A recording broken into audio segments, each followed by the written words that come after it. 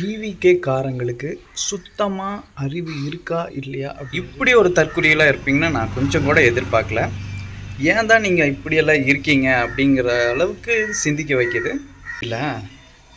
ஆனால் காலில் விலகலாம், ஆனால் இப்படியுமா பச்சை கேவலமாக காலில் விலகிறதுன்னு சத்தியமாக எனக்கு தெரில. அஜித் வந்து ரேஸோட போயிட்டார், ரஜினி நடிச்சிட்டு இருக்கிறாரு.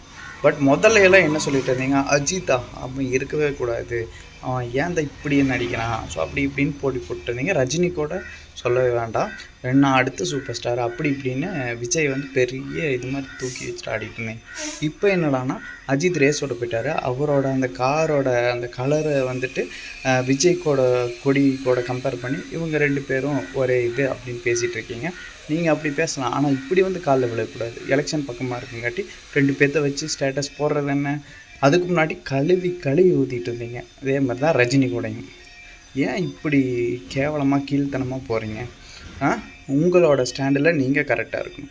சும்மா அதை விட்டுட்டு எலெக்ஷன் பக்கம் வரங்காட்டி அவரை வந்து இவர் கூட சேர்த்து வச்சு பேசுகிறது, இவரை வந்து அவர் கூட சேர்த்து வச்சு பேசுகிறது, இதெல்லாம் நல்லாவே இருக்குது?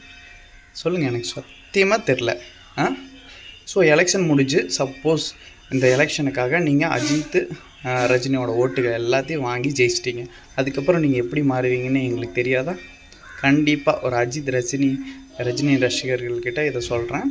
ஸோ விஜய் ரசிகர்கள் எப்போ வேணாலும் பச்சோந்தி மாதிரி மாறுவாங்க. ஸோ அதுக்கு நீங்கள் துணை போயிடாதீங்க. ஸோ இதெல்லாமே அப்புறம் தேவையில்லாமல் மேடையில் மற்றவங்கள தகாத வார்த்தையில் பேசுகிறது, இது வந்து அறவே ஒழிக்கணும். இது வந்து ரொம்ப கீழ்த்தனமான ஒரு செயல். ஸோ அது வந்து விஜய் வந்து நிறைய கற்றுக்கணும் அப்படின்னு நான் நினைக்கிறேன். ஸோ இதனால தான் அவங்கள எல்லோரும் தற்குறிகள் அப்படின்னு சொல்கிறாங்க, வேற ஒன்றும் கிடையாது.